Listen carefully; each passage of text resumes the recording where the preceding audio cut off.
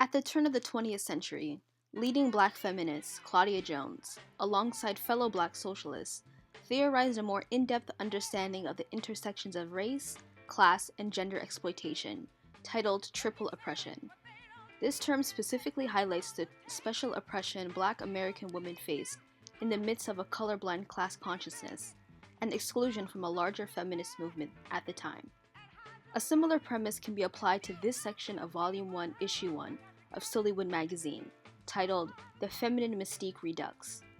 Within horror cinema, black womanhood, sexuality, working class status, and diasporic culture are depicted as abnormalities rather than identities that should be treated with full humanity.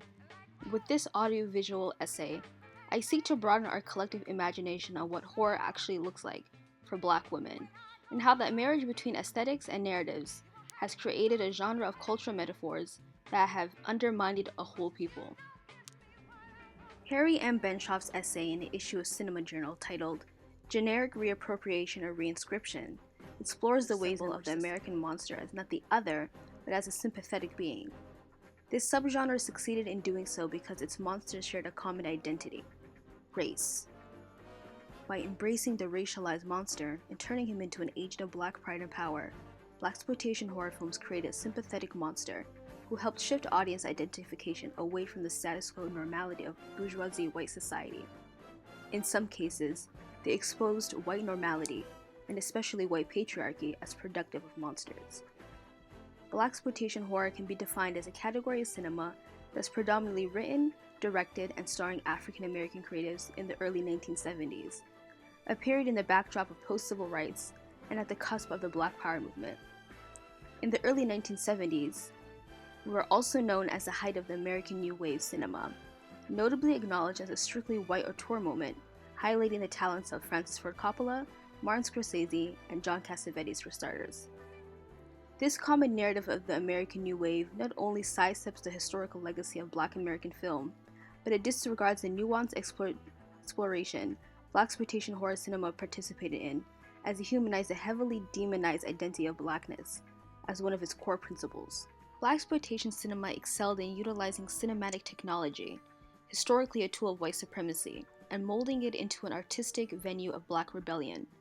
Yet despite its trailblazing proximity to radical notions of race consciousness, Blaxploitation horror fails in its understanding of gender and sexuality. When examined in the context of American politics, which often view progressive issues like classism, racism, etc., as singular problems, rather than matters in need of an intersectional upheaval, this shortcoming in Blaxploitation cinema is undoubtedly a symptom of a larger issue. Blaxploitation horror similarly fails in its acknowledging of womanhood and sensuality as equally important strides in the Black liberation movement. For example, in the 1972 classic Blackula, the protagonist is a heroic machismo vampire, while female characters with similar monstrous appetites are seen as deplorable. Barbara Creed's seminal The Monstrous-Feminine, Film, Feminism, and Psychoanalysis showcases a feminist psychoanalysis rebuttal to Sigmund Freud's suggestion that women terrify because of their castrating biological makeup. Creed tackles the many ways in which women in horror are seen as this castrating monster through 7 recurring tropes: the archaic mother, monstrous womb, witch, possessed monster, deadly femme castrace, the castrating mother, and finally as vampire. While Creed touches upon much of what makes a feminine monstrous in her psychoanalysis, she doesn't explicitly spotlight women of color in horror cinema, much less Blaxploitation horror. I, therefore, will explore the range of patriarchal obstacles that alter the perceived humanity of 3 Black female characters in Blaxploitation horror classics, all through the lens of Creed's deadly sins: the possessed monster, Abby in Abby; deadly femme castrace, Diane Sugar Hill in Sugar Hill; and vampire, Ganja Mita in Ganja and Hess. In Abby, a mild-mannered, docile preacher's wife becomes possessed by a disruptive Yoruba god of sexuality, Ishu. As a result of this foreign occupation of her mind, body, and soul, the sweet-tempered Abby transforms into a sexual creature, a more mature version of Regan McNeil in William Friedrich's The Exorcist. The Monstrous-Feminine conveniently spotlights Regan's possession in The Exorcist, which can be compared to Abby's similarly demonic takeover. She may appear pure and beautiful on the outside, but evil may nevertheless reside within. This is one reason why Regan's possession is so horrifying. Her gradual possession, which its emphasis on filthy utterance and depraved acts seems so shocking. Regan's mockery of all established forms of propriety, of the clean and proper body, and of the law itself, defined her as the abject. Yet, despite her monstrous appearance and shocking utterance, she remains a strongly ambiguous figure. Regan's carnivorous display of her body reminds us quite clearly of her immense appeal of the abject. Horror emerges from the fact that woman has broken from her proper feminine role. She has made a spectacle of herself, put her unsocialized body on display. The reaction to Abby's possession is one of pure conservatism, unsurprising due to her religious domestic life and marriage. Abby's theological father-in-law seeks to restore the young woman to her proper duties as wife and daughter by invoking the backwards African gods to drive the possession from her body. The film marvelously illustrates Christianity as the prevailing good against the barbaric nature of the Yoruba religion, a widespread West African faith, and simultaneously vilified female sexuality as a result of a tribal bodily invasion. Abby embodies the monstrous appearance, in conjunction with Creed's possessed monster. While her entire body and psyche lays inhibited by a foreign entity, it takes a group of men and the good book to relinquish her from the ancestral ties to the motherland, and most dangerous of all, displays oneself as a bold creature, empowered by depraved acts of audacious sexuality. Following the success of Blaxploitation horror trailblazers like Blackula and its sequel, Scream Blackula Scream, American International Pictures, the independent production company home to some of horror's greatest subgenre movies, continued with its 1974 release of Sugar Hill, written by playwright Tim Kelly and directed by Paul Meslinski.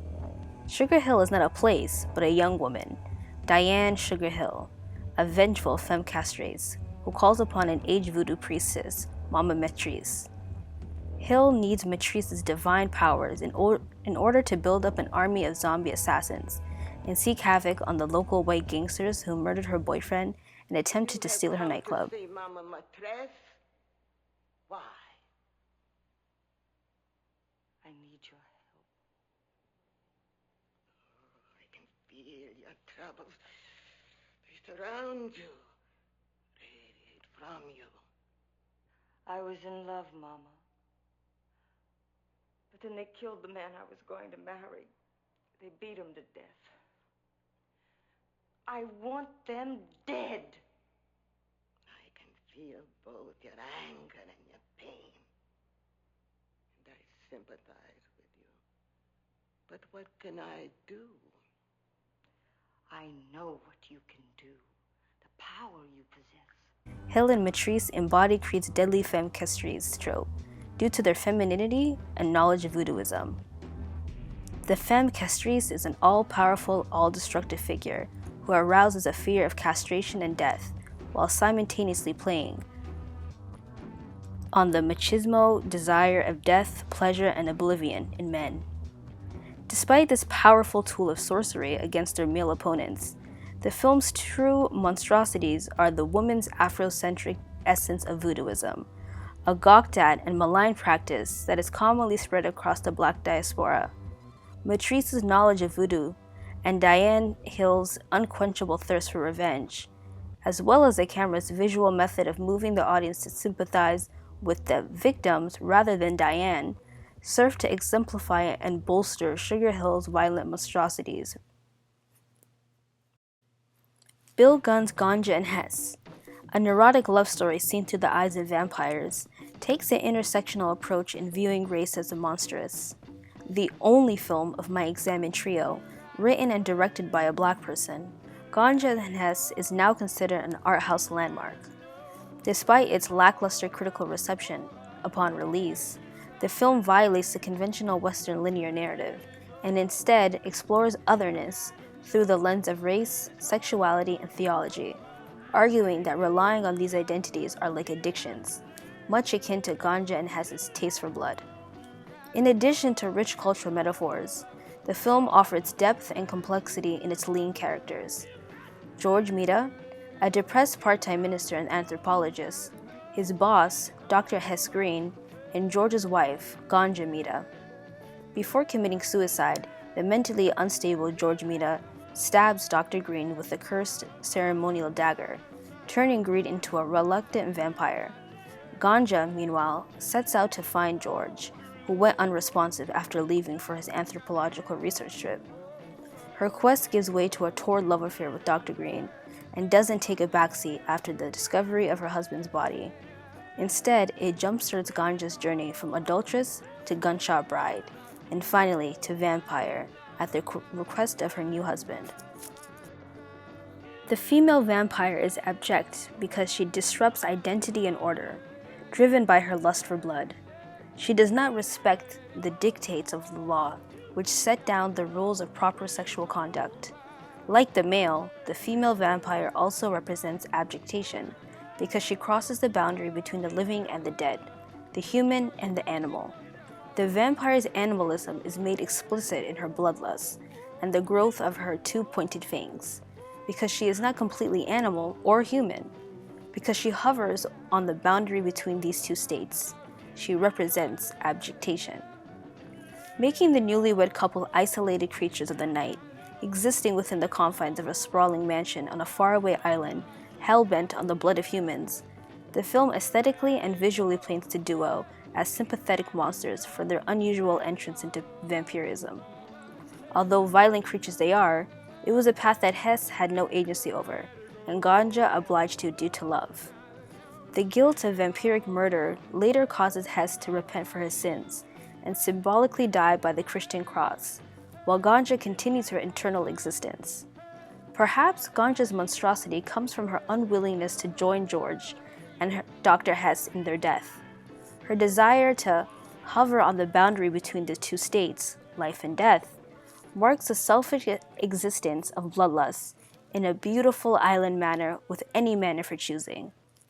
What Ganja and Hess gets right mirrors what Blaxploitation horror at its height is capable of achieving, establishing a shred of tangible yet symbolic truth in an otherwise alternate universe, where cultural identities such as race, class, sexuality, and gender can become metaphoric markers of empathy for viewers. Benshoff said it best: "What is most political about a horror film is what scares the audience in the first place." There's a possibility that the most pervasive scare tactic is othering. It's a successful methodology that has terrified audiences, not just cinematically, but politically. We've seen othering in the transatlantic slave trade by ways of scientific racism against the African population, and again during the European Holocaust, vis-a-vis scapegoating of the minority Jewish population. In horror cinema, othering might be the key political factor in uniting our voyeuristic delights. But what that indicates about a threshold for multiple marginalized identities speaks volumes about where we've been and how far we still have to go.